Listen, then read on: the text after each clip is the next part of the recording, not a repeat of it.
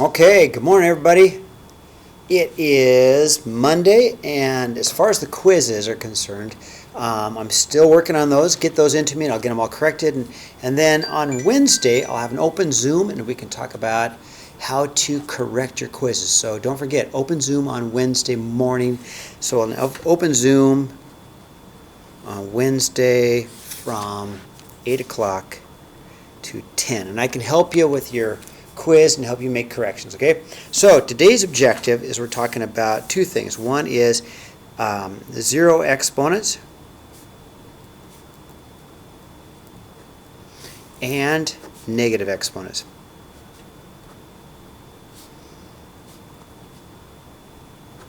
All right?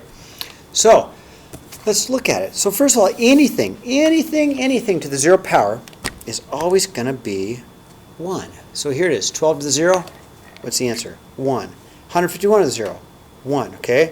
Take anything to zero power. I don't know, 4 million. Whatever to the zero power is always going to be 1. So if I have any value to the zero power, it's always 1, with one small exception, and that is 0 to the 0 is undefined, okay? So that, we're not even going to talk about that. So anything to zero power is always going to be 1. Negative exponents, we want to think about this. Negative exponents are the wrong side.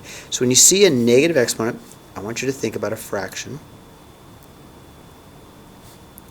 And then what we're going to do is we're going to move the variable either up or down to make it positive. Let me show you. Give you an example. Example 1. Okay, I see a negative exponent. I see x to the negative 3. So I'm going to put a fraction bar down. Think fraction. Okay, when you see a negative exponent, think fraction. Okay, so what I'm going to do is move the x to the negative 3 down and make it an x to the positive 3. So when you move a negative exponent, it makes it positive. You move it up or down. Okay. Y to the 5th is going to stay where it's at because it's just a positive exponent. But z to the 0, anything to 0 power, right, is 1. Okay, I don't really need the 1 because 1 times y to the 5th is just y to the 5th. You can leave it, but I'm going to rewrite this as y to the 5th over x to the 3rd. Okay, pretty simple. If it's a negative exponent, just move it. Okay, example 2. I see a negative exponent, and I see another negative exponent. So when I see negative exponent, think fraction. So I'm going to start off with a fraction bar. And then before I do a whole lot on this, what I see in here is two what I call regular big numbers. So that's like 4/8. These are coefficients, they're called, but that's like 4/8. And of course we all know 4/8 is the same thing as 1/2. So let's just take care of the regular numbers first. 4/8. 1/2. Okay, I'm going to do that first. Okay. Now the next piece is if it's a negative exponent, I'm going to move it.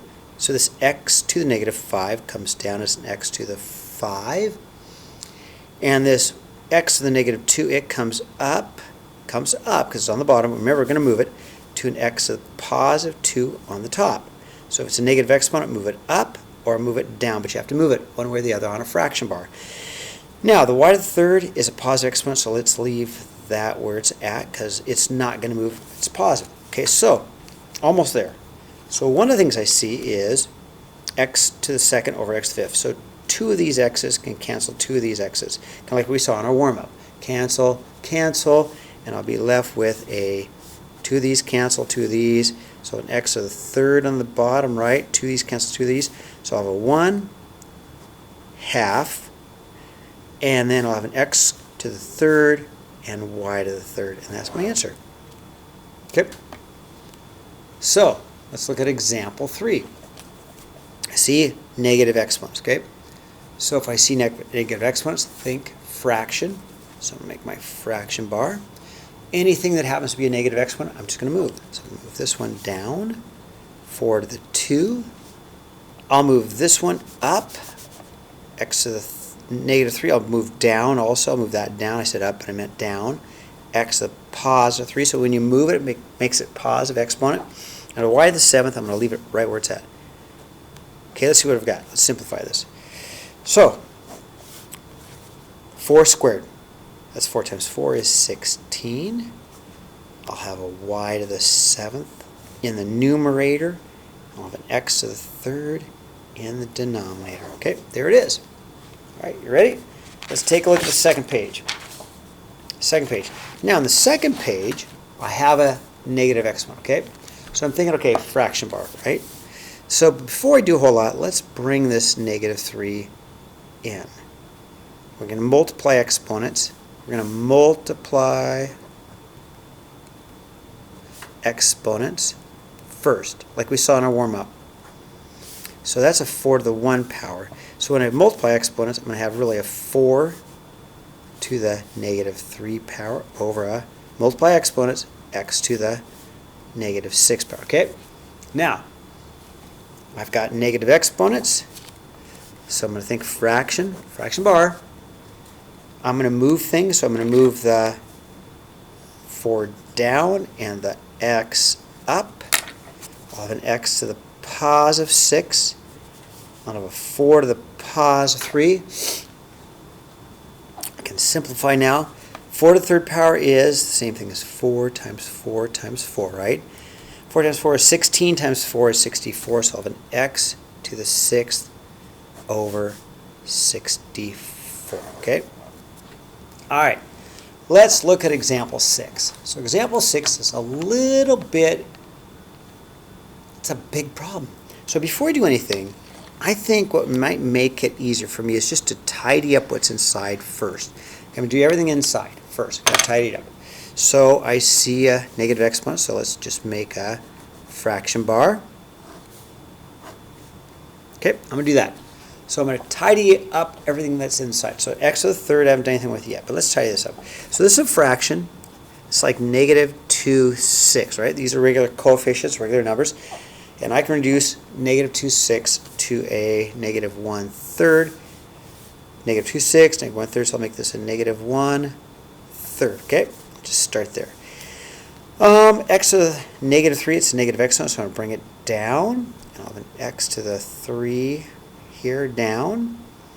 Y to the 4th, I'll bring it up because it's negative, so I'll have a y to the 4th. I bring it up because negative becomes positive. Now, in the denominator, I still have an x to the 4th. Leave it where it's at because it's not negative, it's positive. A y to the 3rd in the numerator, it's positive. Leave it where it's at, y to the 3rd. Okay, now, let's take care of this. Oh, actually, I can tidy it up more. I can tidy up some more, can't I? Let's tidy up a little bit more. Okay. I can, because that's going to be a negative 1 y to the 7th and a 3x to the 7th, because I added exponents, right? Got 4 of these plus 3 more. 3 of these plus 4 more, okay? So I just tidied it up. Now, I've tidied it up as much as I can. Now it's not such a hard problem. So now, let's do this. Okay, don't be tricked. This is negative 1 to the 3rd power. This is negative 1 to the 3rd power. That's negative 1 times negative 1 times negative 1 is a negative 1. This is 3 to the 3rd power. This is 3 times 3 times 3, which is 27. Okay, negative 1 to the 3rd power, negative 1 times negative 1 times negative 1. 3 to the 3rd power, 3 times 3 times 3. Now, multiply exponents, right? So I've got a y to the 21 power over x to the, multiply exponents to the 21. Okay? And that's it. This will probably be a 2-day lesson, so look on Canvas to find out which problems. I think I'll assign probably the odds first, and the next day maybe the evens or vice versa. Okay? So get with it, get going, and then if you have questions on your quiz, let me know, and we'll fix it.